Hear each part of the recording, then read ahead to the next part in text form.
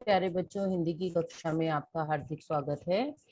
बच्चों, हिंदी की कक्षा में हमने सूरदास के चारों पद पर हमने उसके शब्दार्थ, उसके व्याख्या, उसका काव्य सौंदर्य सब कुछ जाना। अब इसके प्रश्नोत्तर पर चर्चा करेंगे।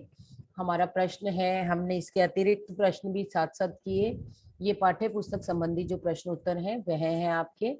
गोपियों द्वारा उद्धव को भाग्यवान कहने में क्या व्यंग्य निहित है, या गोपियों ने उद्धव को भाग्यशाली क्यों कहा है? क्या वे वास्तव में भाग्यशाली हैं? आप में से कोई मुझे ये बता सकता है कि गोपियों और उद्धव में से भाग्यशाली कौन है? कोई भी हैंड रेज कर दे। गोपियों और उद्धव में से भाग्यशाली कौन है? प्राची? Yes ma'am. दोनों में से भाग्यशाली कौन है आपके अनुसार? मैम आई थिंक गोपिया। गोपियां, बिल्कुल सही जवाब है बेटा आपका। गोपियों और उद्धव में से गोपियां जो हैं वो भाग्यशाली हैं। क्यों भाग्यशाली हैं? क्योंकि गोपियां जो हैं वो श्री कृष्ण से दूर हैं, फिर भी उनके प्रेम में हैं। और अब यहाँ वास्तविक क्वेश्चन जो है उस पर ध्यान दीजिए, क्योंकि ये ट्विस्ट आता है क्वेश्चन, इसलिए मैंने आपको इस तरीके से पूछा। गोपियों द्वारा उद्धव को भाग्यवान कहने में क्या व्यंग्य है? यानी यहाँ वक्रोक्ति अलंकार है। जब किसी बात को वास्तविक रूप से ना कहकर व्यंग्यात्मक रूप में कहा जाए, मुझे आपको डांटना है पढ़ाई के लिए, और मैं आपको कह रही हूँ शाबाश, सारा दिन पढ़ते रहते हो, बहुत ही अच्छे हो, तो इसका मतलब क्या है कि आप सारा दिन पढ़ रहे हो? नहीं, मैं आपको व्यंग्यात्मक शैली में उस बात को कह रही हूँ, यानी व्यंग्य कर रही हूँ, और उसको बोलते हैं वक्रोक्ति अलंकार। तो यहाँ पर देखिए कि गोपियां जो हैं वो उद्धव पर व्यंग्य कर रही हैं कि तुम्हारे भाग्य की विडंबना देखो कि तुम श्री कृष्ण के इतने निकट रहते हो और फिर भी उनके प्रेम से वंचित हो। श्री कृष्ण के निकट रहकर भी उनके प्रति तुम्हें अनुराग ही नहीं हुआ, और तुम्हारे जैसा भाग्यवान कौन हो सकता है? यानी हम उसको व्यंग्य में कह रहे हैं कि तुम्हारे जैसा तो कोई भाग्यवान है ही नहीं। तो गोपियां उससे भाग्यवान कहकर उसके दुर्भाग्य की चर्चा कर रही हैं कि वो कितना दुर्भाग्यवान है कि वो श्री कृष्ण के इतने समीप रह रहा है, फिर भी उनके प्रेम में पड़ा ही नहीं। आगे देखिए, उद्धव के व्यवहार की तुलना किस किस से की गई है? तो मैंने आपको बिल्कुल स्पष्ट बताया था, कोई बताना चाहेगा? कोई बताना चाहेगा?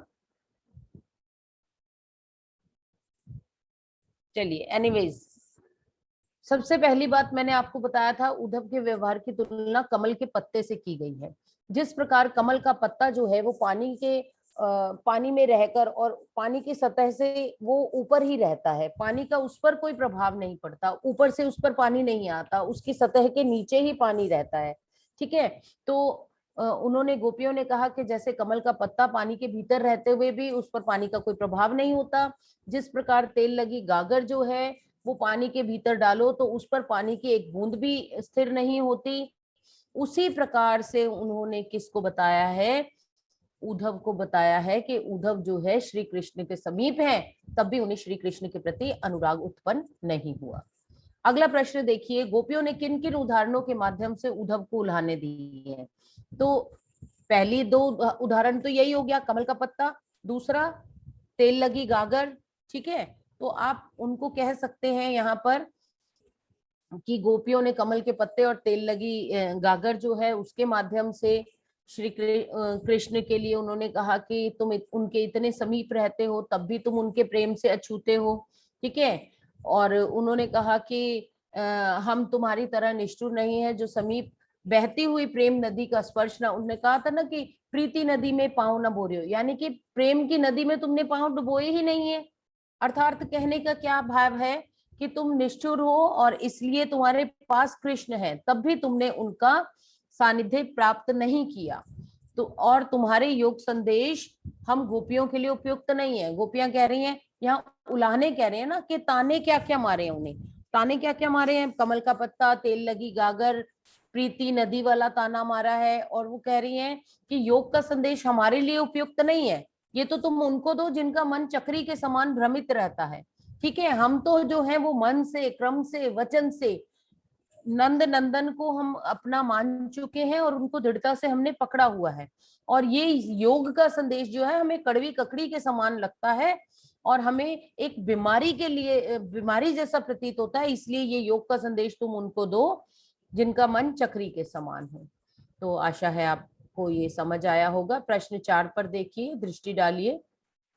उद्धव द्वारा दिए गए योग के संदेश ने गोपियों की विरह अग्नि में घी का काम कैसे किया? तो उद्धव द्वारा दिए गए योग के संदेश ने, अब गोपियां जो थी वो विरह अग्नि में जल रही थी, ठीक है। विरह अग्नि क्या होता है? विरह की पीड़ा, वियोग की पीड़ा, कि वे श्री कृष्ण से अलग थी। इस आग में वो दहक रही थी, जल रही थी कि श्री कृष्ण नहीं है। और गोपियों की विरह अग्नि में घी का काम कैसे किया?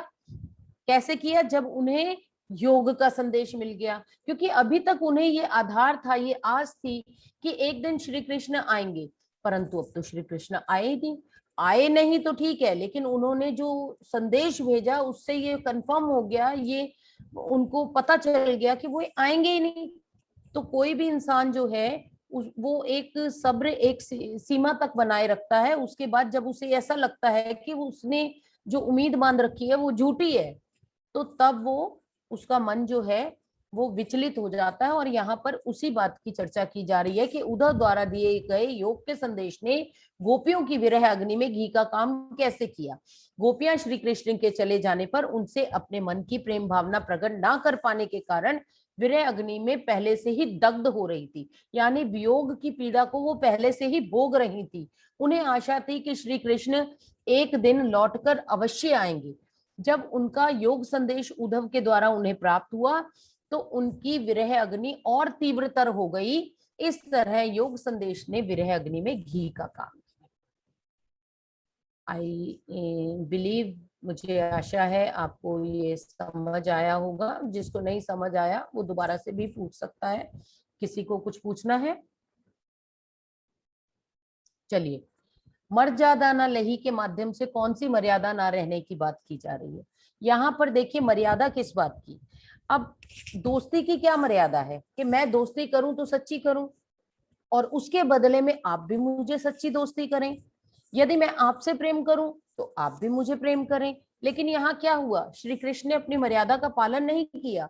गोपियां उन्हें प्रेम करती थी, प्रेम के बदले में उन्होंने योग का संदेश दिया, तो उन्होंने अपनी मर्यादा का उल्लंघन किया। और इसी बात की यहाँ चर्चा करेंगे हम कि गोपियां कह रही थी कि श्री कृष्ण के प्रति उनका प्रेम था और उन्हें पूर्ण विश्वास था कि उनके प्रेम की मर्यादा का निर्वाह श्री कृष्ण की ओर से वैसा ही होगा जैसा उनका है, यानी प्रेम के बदले प्रेम। और हुआ इसका उल्टा।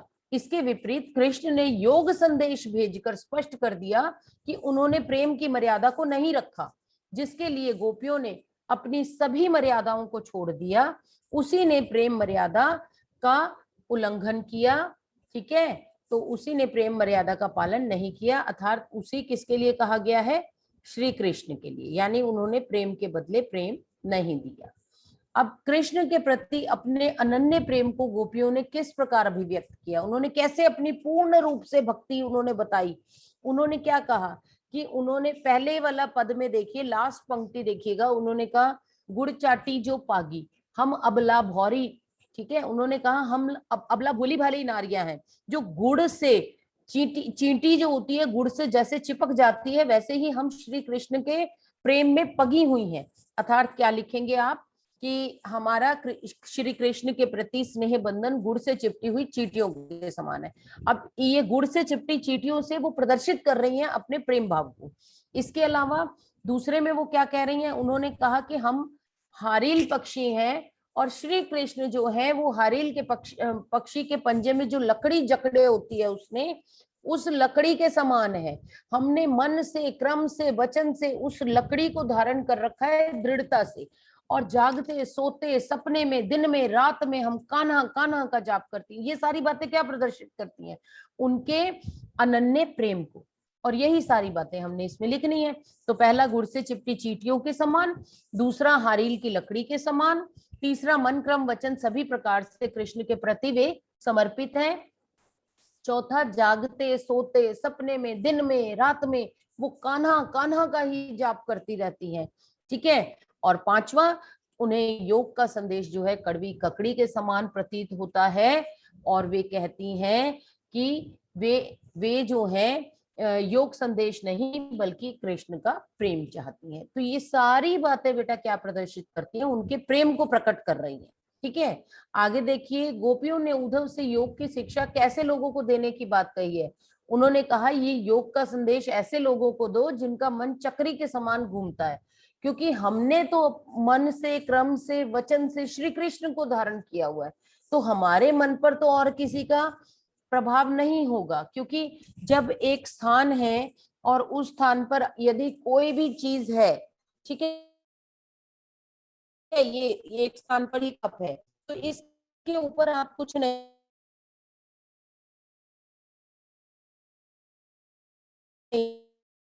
रख सकते, तो वो उनके हृदय पे श्री कृष्ण है, उनका प्रभाव है, तो वो कहते तो हमारे ऊपर तो और किसी का योग का संदेश उन्हें दे सकते हैं जिनका मन चक्री के समान भ्रमित हो। तो आशा है ये आपने समझा होगा। आगे देखते हैं, प्रस्तुत पदों के आधार पर गोपियों की योग साधना के प्रति दृष्टिकोण।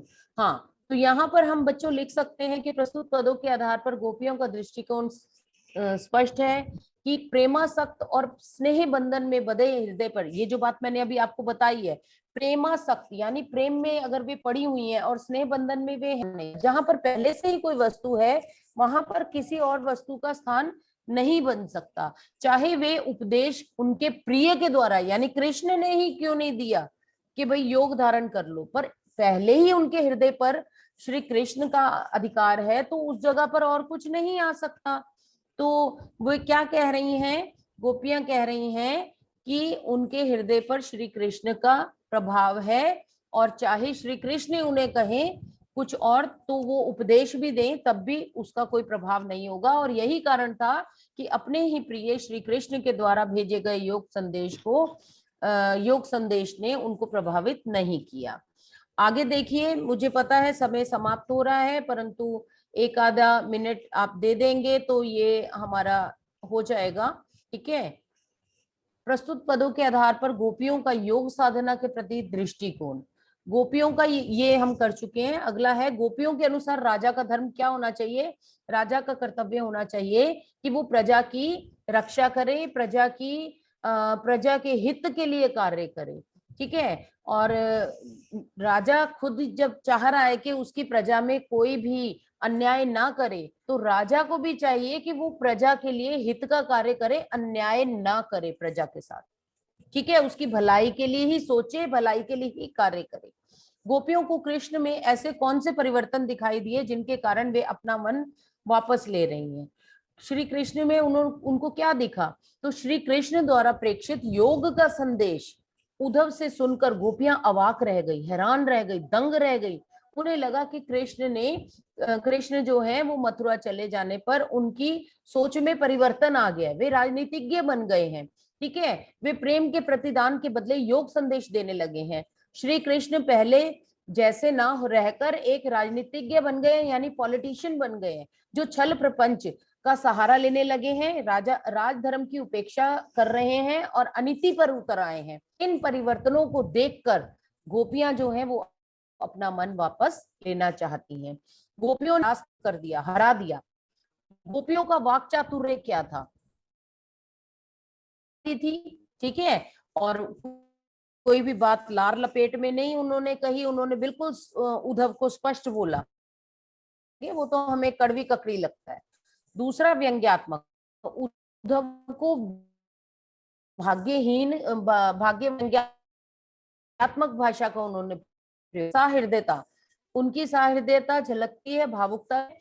क्यों? क्योंकि उन्होंने अपने प्रेम को प्रदर्शित किया है, तो वे भावुक हो गई हैं वहां पर। तो ये 3 गुण आप लिख सकते हैं उनके, इसमें उनके वाक चातुर्य के लिए। और संकलित पदों को ध्यान में रखते हुए सूर के भ्रमर गीत की मुख्य विशेषताएं। उनके भ्रमर गीत की क्या विशेषताएं हैं कि यहाँ वियोग श्रृंगार है, जुदाई की बात हो रही थी, एकनिष्ठ प्रेम दर्शन है, यानी गोपियां प्रेम कर रही हैं कृष्ण से, उन्हें प्रेम, आलंब अनूठा है, यानी कि प्रेम बहुत ही अनूठा,